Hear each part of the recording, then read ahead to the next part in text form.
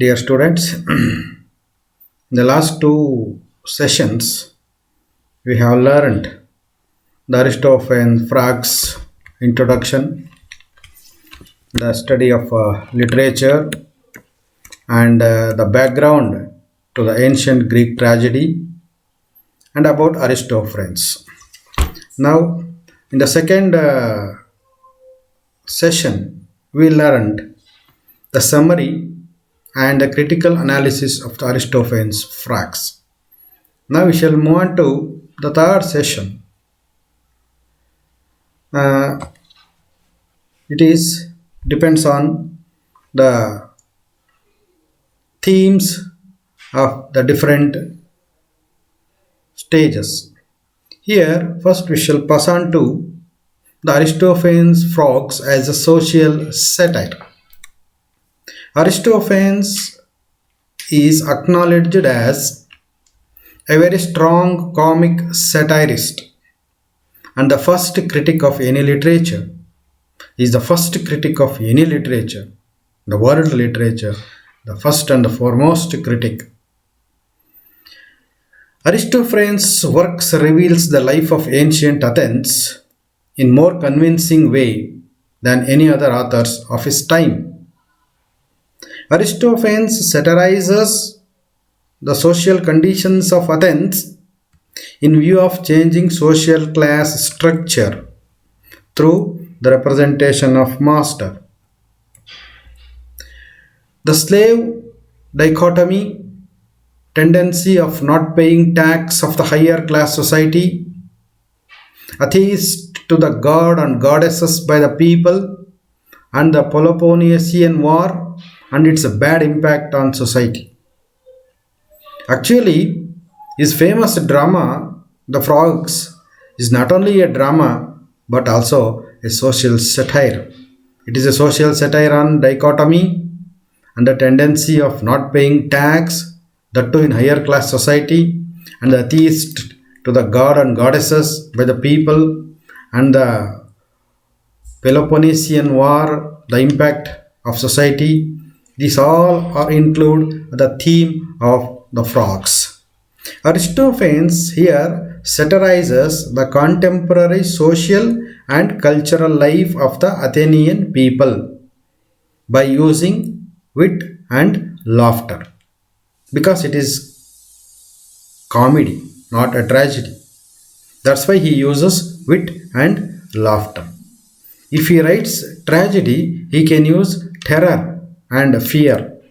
But here, in the case of comedy, we can use the wit and laughter. Sometimes this satire towards them is so harsh that critics call it as a merciless satire. In this drama, The Frogs, Aristophanes characterizes all the characters in reverse way. He uses in the reverse way. The brave turns into coward. Generally, the coward turns into brave. But here, Aristophanes uses the brave turns into coward and the cowards turns into brave, and this is the popular form of social satire. If you want to create a satire, we can use these things. We can use these themes. Again, the round characters also try to hide themselves from their original identity. So, the identity of social beings is also bitterly criticized by Aristophanes in his drama The Frogs. Only through witty wisdom, the expression in his diction, he creates the banter situation of problematic society of his time. According to his philosophy, Aristophanes' philosophy, it's just my words. It is just my words that gives your wings, that gives you a power to fly, to cherish, not to perish. He appropriately says this. He appropriately used this theme in the frogs.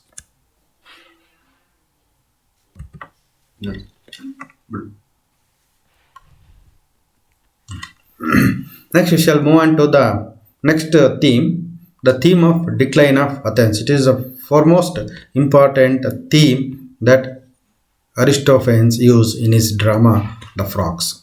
Athens is one of the oldest named cities in the world, having been continuously inhabited for perhaps 5,000 years. It is situated in southern Europe. Athens became the leading city of ancient Greece in the first millennium BC, before Christ. Its cultural achievements during the 5th century BC laid the foundations of Western civilization. The Acropolis of Athens by Leo I Cleanse in 1846 says, during the early Middle Ages, the city experienced a decline. The city experienced a decline, then recovered under the later Byzantine Empire, relatively prosperous during the period of the Crusades, 12th and 13th century, benefiting from Italian trade. Here, Aristophanes tried to say the rise and fall of the city of Athens.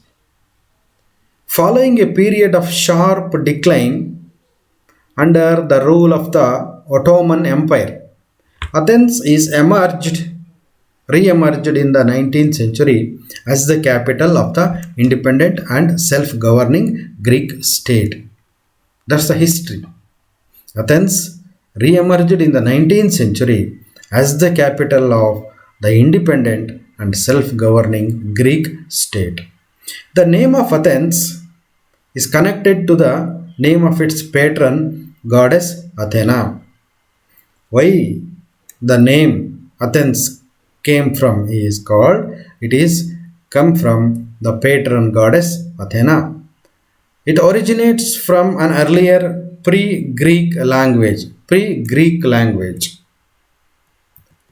The origin myth explaining how Athens acquired this name through the legendary contest between Poseidon. Here Athena was described by Herodotus, Apollodorus, Ovid, Plutarch, Pausanias, and others. They described the Athena. It even became the theme of the sculpture on the west pediment of the Parthenon. Both Athena and Poseidon requested to patrons of the city and to give their name to it, so they competed with offering the city one gift each. Poseidon produced a spring by striking the ground with his trident, symbolizing naval power. Athena created the olive tree, symbolizing peace and prosperity. Olive tree symbolizes the peace and prosperity. The Athenians, the people of Athena, under their ruler Cecrops, accepted the olive tree and named the city after Athena. A sacred olive tree, said to be the one created by the goddess, was still kept on the Acropolis at the time of Pausanias. It was located by the temple of Pandrosos next to the Parthenon. The Greeks saw this as a symbol that Athena still had her mark there on the city. Here, Plato, in his dialogue Cratylus, offers his own etymology of Athena's name, connecting it to the phrase. There is a lot of evidence that the site on which the Acropolis stands was first inhabited in the Neolithic period, perhaps as a defensible settlement around the end of the 4th millennium BC or a little later. The site is a natural defensive position which commands the surrounding plains. It is located about 20 km and 12 miles inland from the Saronic Gulf in the center of the Cephisian plain, a fertile valley surrounded by rivers. Next, we shall move on to the theme of identity. Identity is a major concern of the first part of the play. It is the major concern of the first part of the play, with a focus on costumes, disguise, misidentification, and concomitant confusion. It is used for humorous purposes. We already say it's a comedy. That's why he uses humorous purposes and also offers insights into character and the play itself. Dionysus travels in the guise of Heracles. He is disguised as Heracles, allowing him to ignore any associations with himself. To hopefully attain the same success as Heracles in his underworld tasks, he is keen to slough off the costume, though, and give it to Xanthias when it serves him. Dionysus' identity would have been quite obvious to contemporary viewers, but his attempt to don different disguises, flit between such disguises and his own identity, serves to further the assertion that Dionysus has not yet come into his own in the first part of the play and is on the journey to attain real authority. Aristophanes' focus on identity also allows the audience to grasp the nature of theatre itself. His focus on identity also allows the audience to grasp the nature of theatre itself. And it is self-reflecting device. In other words, it is basically who you are and what you define yourself as being. In other words, it's basically who you are and what you define yourself as being.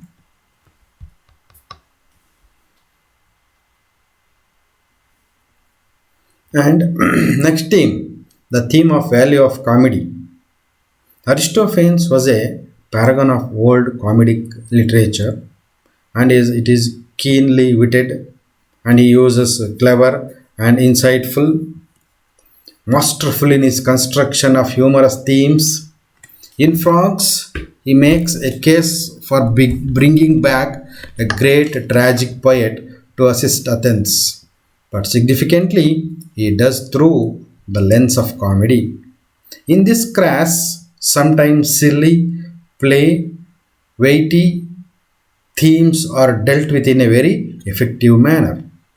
That does not have to simply be light-hearted entertainment. Though it is very silly sometimes, it doesn't have to simply be light-hearted entertainment.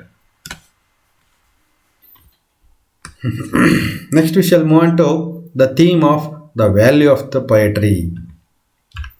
Poetry does not exist simply to entertain. Rather, according to Aristophanes, it can impart a moral message. It can impart a moral message and instruct its listeners to be better citizens and human beings. What Aristophanes says, according to him, poetry does not exist simply to entertain. It is not to give entertain. Rather, it can impart a moral message and instruct its listeners to be better citizens and human beings. The works of the great tragic poets live on, dramatized in the play by Achilles being brought back to life. He can shape the characters of Athenians. In their contest, Euripides and Achilles boast of their own verse and what it can do. Euripides claims he teaches people to think critically and rationally. Achilles taught them to be bold and yearn to defeat their enemies. Furthermore, as Achilles narrates the noble poets, revealed mystic rites to us, he gave us oracles and cures for diseases and good instruction in tactics, virtues, weaponry of men. Poetry thus offers life a lesson. Finally, Aristophanes says poetry offers life to our lessons. It is not merely an art form, it is a life, it is a representation of life, it is a replica of life. The contest between Achilles and Euripides. There are many contests in Aristophanes' Frogs. Number one, contest preliminaries. Three chairs are on stage. Pluto sits in the center chair, Dionysus on his left, and Achilles on his right. Euripides touches Achilles' chair and says, he will not let go because he is better than the other poet. Euripides continues calling him a creator of savages, a boorish loudmouth with an unbridled, unruly, ungated mouth. Outraged Achilles says, Euripides is a babble collector, you creator of beggars, you stitched of old rags. Dionysus mediates between them, giving them both warnings. Achilles sniffs that this is not a contest of equal terms because my poetry hasn't died with me, while his is as dead as he is.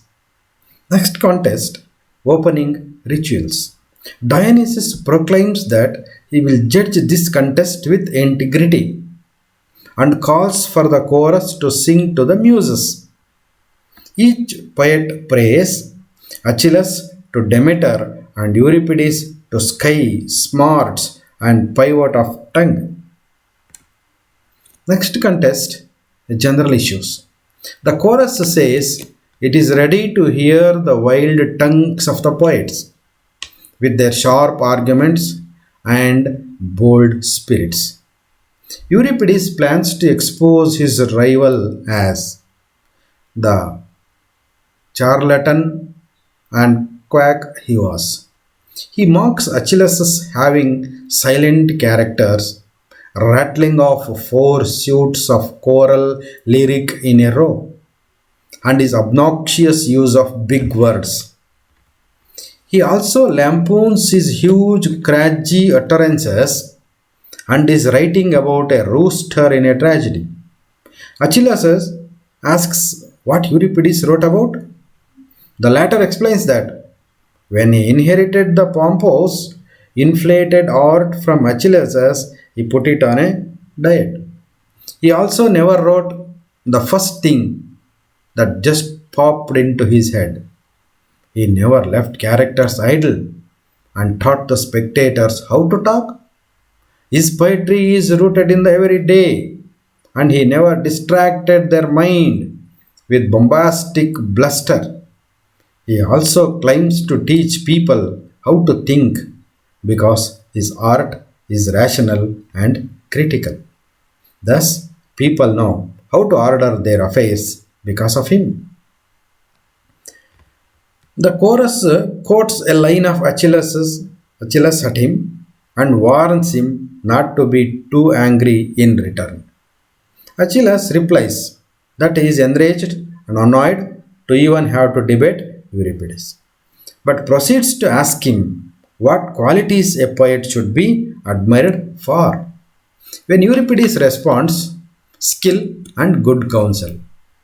A good poet have the skills and a good counsel because they make people better. Achilles tells him that he has actually ruined people. Euripides responds, skill and counsel, but Achilles tells him that he has actually ruined people. The contest between these two continues. He believes his own work is an achievement on par with the noble poets of the past. He believes. He boasts that he has never created a worish woman. It is his belief that a poet has a special duty to conceal what's wicked, not stage it or teach it. Wonderfully saying as what the belief of the poet is, has a special duty to conceal what's wicked, not stage it or teach it. Here, Euripides criticizes Achilles' high language, but the latter replies that great thoughts and ideas force us to produce expressions that are equal to them. Great thoughts and ideas force us to produce expressions that are equal to them. He scoffs at Euripides' poetry and it's making people more prone to chit chat and women behaving poorly.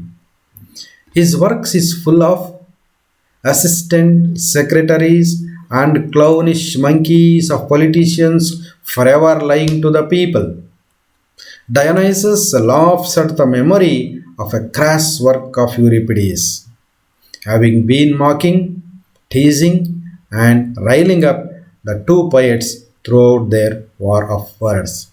Here, Dionysus laughs at the memory of the crass work of Euripides, having been mocking, teasing, and riling up the two poets throughout their war of words. Next contest, prologues. The chorus sings of this great war and prepares itself for more Paris and thrusts.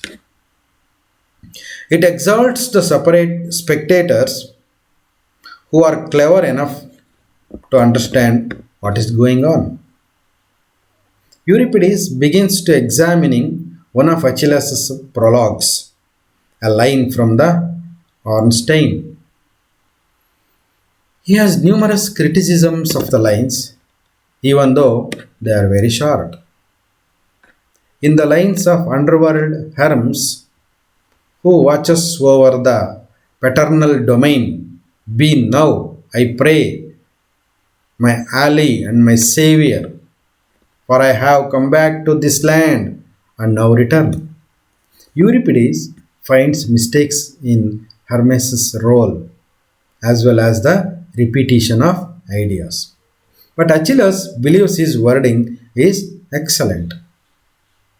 Euripides recites some of his own lines about Oedipus, which picks apart as well.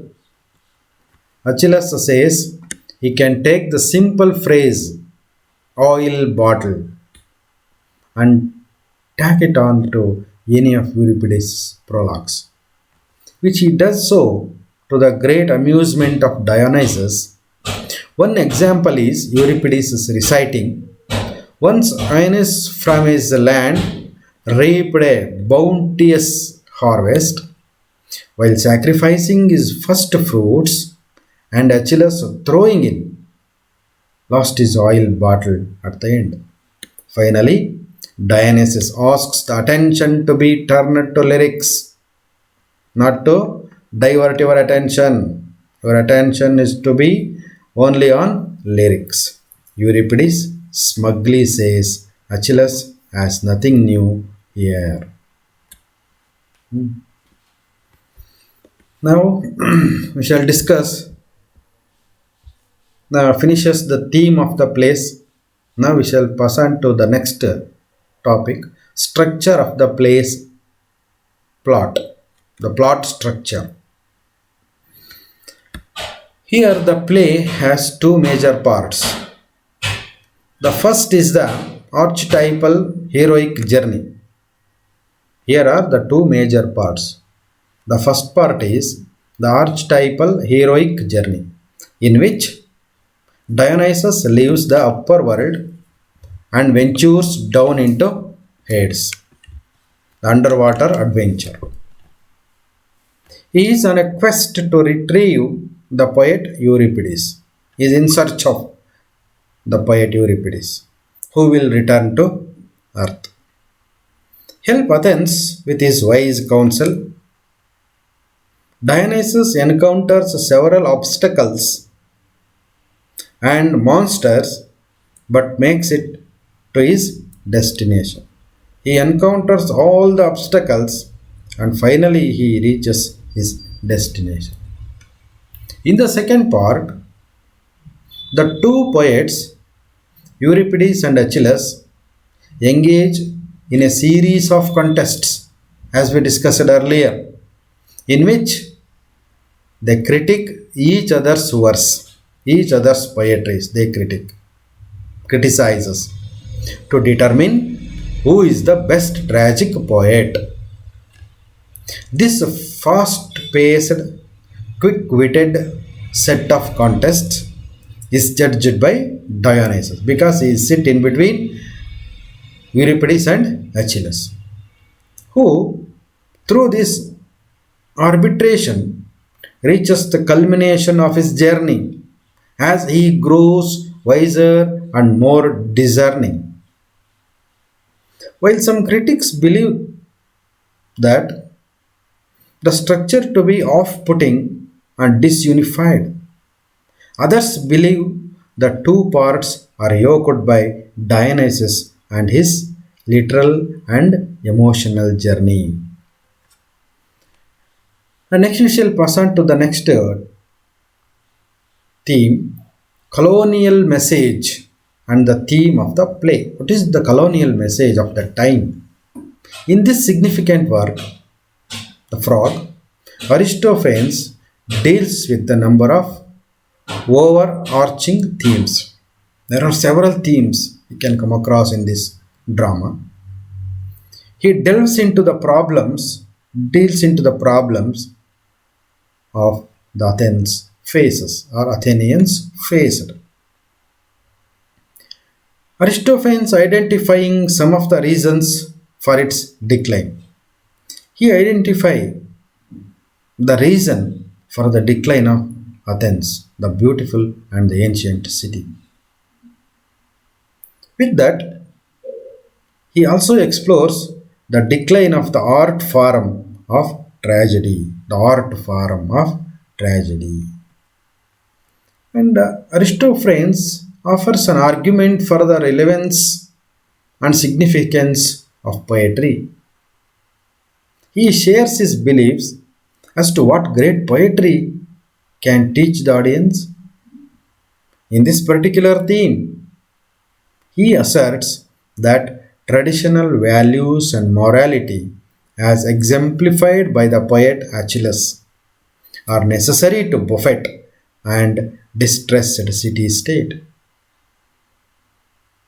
As Aristophanes also looks at the relationships between master and slave, the heroic journey, identity, disguise, ambition, and pride. Next, the frogs, the Aristophanes' frogs, staged in traditional Greek theatre.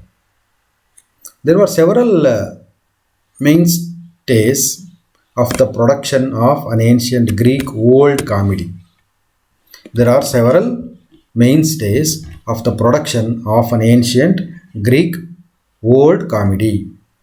The actors would wear masks, most generic, but occasionally, if the person was notable, a portrait mask. The clothing was suited to their identities in the play, but in comedies, a few things were added to heighten the humor. A big stomach and a rump, and the fellows, a large penis. It was usually made of leather and was often dangling, sometimes erect if the scene called for it. All the female roles were played by men who would wear bodysuits depicting female genitalia. Most of the comedies only had three actors who switched roles. The chorus consisted of 24 men who also wore masks and costumes. They sang with the accompaniment of an aulos, a wind instrument. The chorus also danced if required by the text, otherwise not. The comedy was played through without intermission. The comedy was played through without intermission and was about 2 hours long. The historical background to the original staging of the play. The historical background.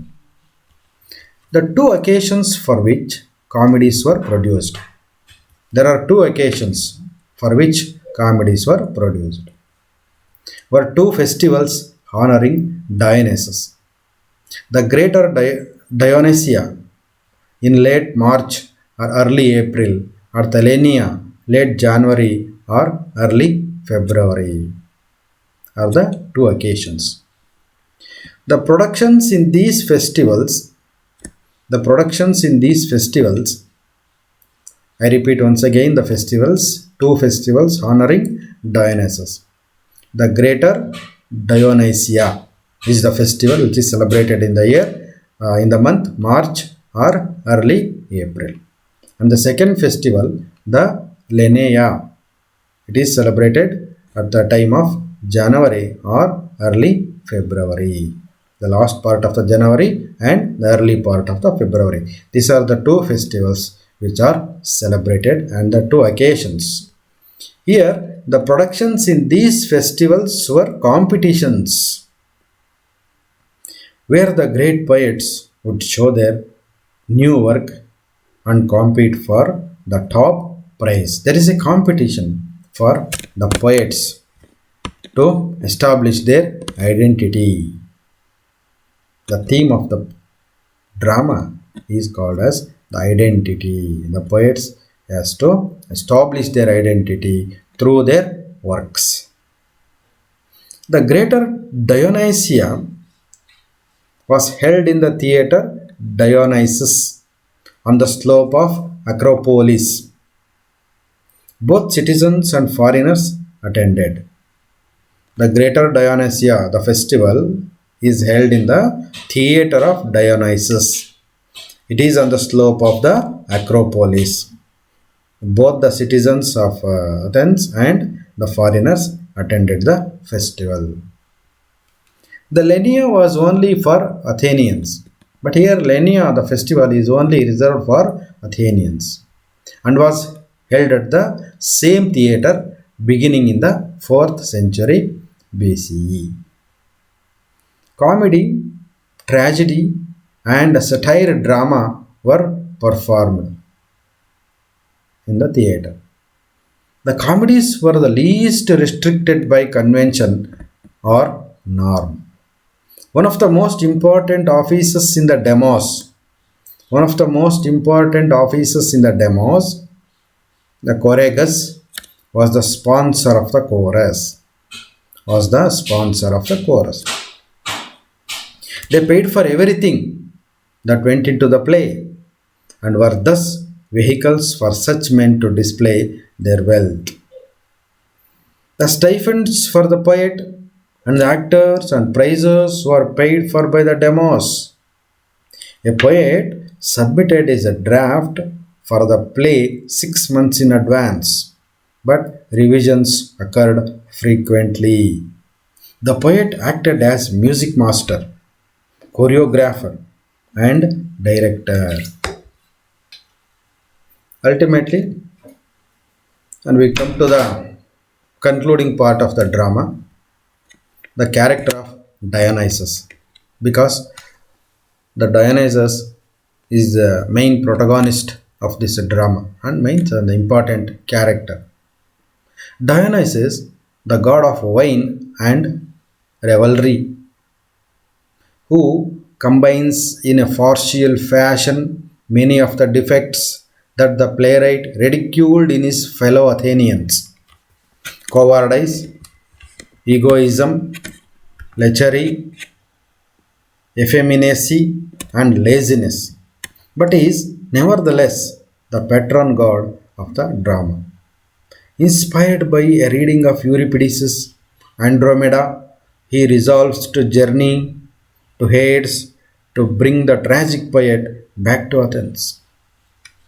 To facilitate his entry to the underworld, he disguises himself as his kinsman Heracles, who had earlier made the dangerous trip.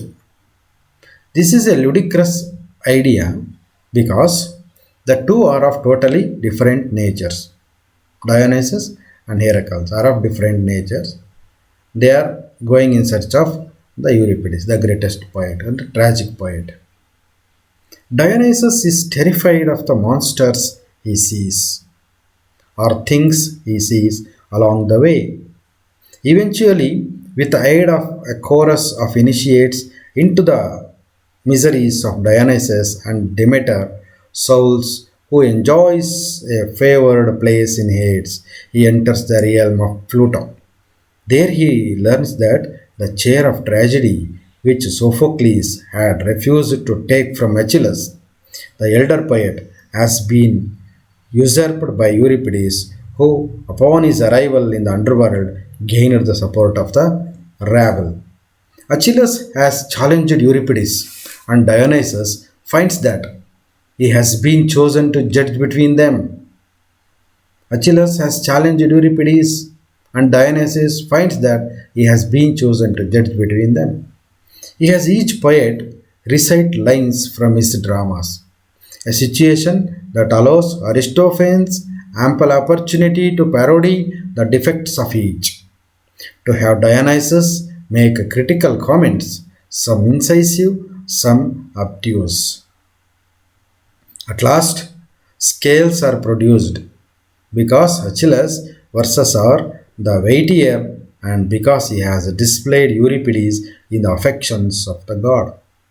Dionysus chooses Achilles to accompany him to the upper world. The chair of tragedy is left to Sophocles and Euripides is contemptuously dismissed.